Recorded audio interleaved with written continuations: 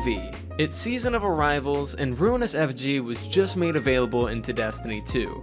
It's a trace rifle, but a very fun trace rifle. You can shoot enemies, and when they're killed, they drop on the ground as little orbs that you can use to dunk on even more enemies for massive damage, and for ad clear.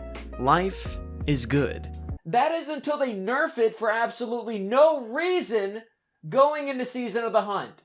Well, ladies and gentlemen, here we are. It's Season of the Splicer, and with the season comes, as usual, seasonal mods. Today we're going to be talking about two seasonal mods in particular that make Ruinous Effigy not only reclaim its former glory, but make it go even further beyond. Let me know if you got that reference. Also, if you enjoyed the video, definitely feel free to subscribe and leave a like. I would greatly appreciate it.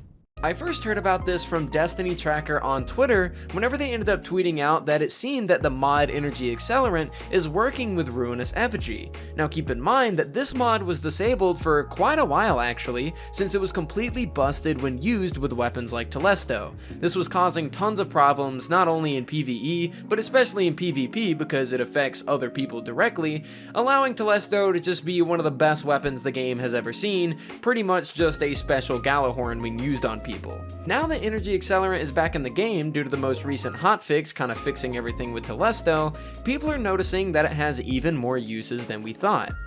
What this mod says is that it buffs chain reaction, firefly, and dragonfly explosions. However, this also seems to apply heavily to the Ruinous Effigies, well, balls when you slam them on the ground. How much does it affect it, you may ask? Well, it completely doubles the damage.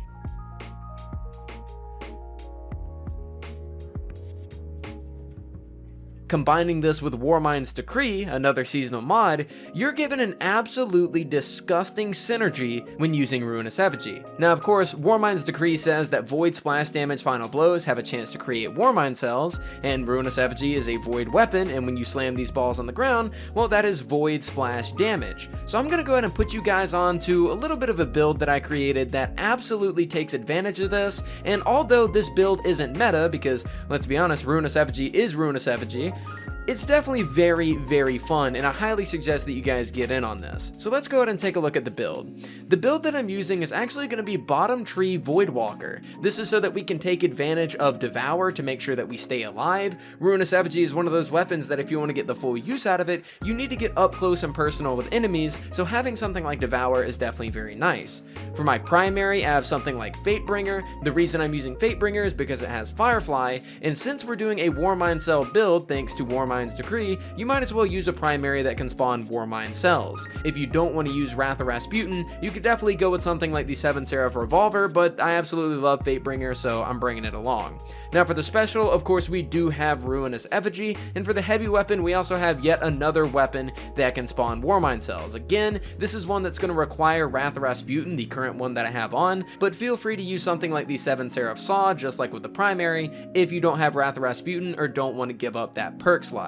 Now taking a look at the exotic, we're actually going to be using Nezarec's Sin. This says that void damage kills will increase ability energy recharge rate, and seeing as we're doing a lot of void damage with not only our Ruinous Effigy, but with our grenades and with our super and everything in between, you'll be able to take advantage of this pretty damn well. Now the mods that we have on this are going to be Warmines Protection, as well as Trace Rifle Ammo Finder. Warmines Protection is going to give us reduced incoming damage whenever we are near Warmind cells, and seeing as whenever we do slam Ruinous Effigy, it spawns Warmind cells. Any Warmind cells that do spawn are already going to be near us, so this will help us give an extra layer of protection to kind of stay alive with this kind of up close and personal fighting style.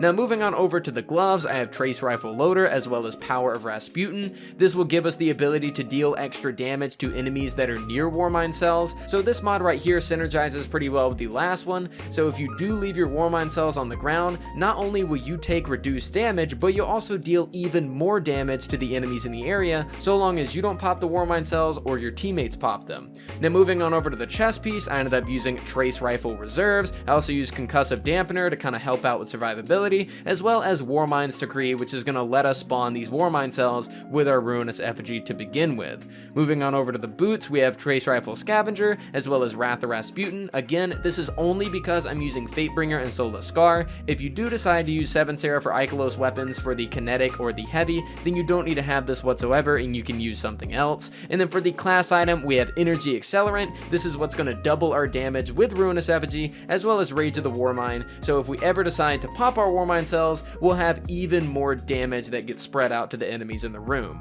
This build right here is definitely on another level. I remember one of you guys in the comment section right towards the end of Season of the Chosen asked me if I would ever create build videos here on the channel, and I always said that I would do it if I ever found something interesting. And to be honest with you, with how all of these mods synergize off of each other, I would definitely say that this is interesting. Back during Season of Arrivals, Ruinous Effigy was one of my favorite weapons in the game. I always said whenever it first came out that it was one of the most exotic feeling weapons, because not only was it extremely unique in its looks and its functionality, but it was also very good whenever you decided to pick it up and use it. This build specifically, with all of these mods and everything coming together, pretty much recreates that feeling that I had for Ruinous Effigy, and I really hope that Bungie allows this to continue being a thing, because getting that extra damage from these balls, from the Ruinous Effigy balls, is very nice, you know, because they were, you know, nerfed by like 25%. Being able to get, you know, double the damage with this mod on top of having Warmind cells and everything in between, you know, combining that with a Warlock with Devour to stay alive, it's just a really fun playstyle. Yeah, it's not going to make its way into some day one raids or anything like that. It's not going to be, you know, a crazy meta build, but at the end of the day, you know, when content slows down in Destiny, one of the most fun things that you can do in the game to pass the time is to just create some fun builds. And this definitely meets the requirement of a fun build, and seeing as you guys have been wanting these kind of videos from me from time to time, I figured I'd go ahead and make a quick little video today and do a little bit of a double upload. But guys, that is pretty much it for this video. Just wanted to go ahead and get this out there for you guys. If you guys did want to hop on Destiny, give this a try yourself. If you guys do have anything that can improve this build, definitely feel free to drop it in the comments down below, because I don't make these videos ever. I think this is the first ever build video I've made, so feel free to critique it. Feel free to add anything in the comments down below if I did miss anything, but I kind of wanted to make it short, sweet, and simple for all of you guys that are watching. But guys, that is it for the video. Thank you guys so much for watching. I really do appreciate it, and I'll see you all next time.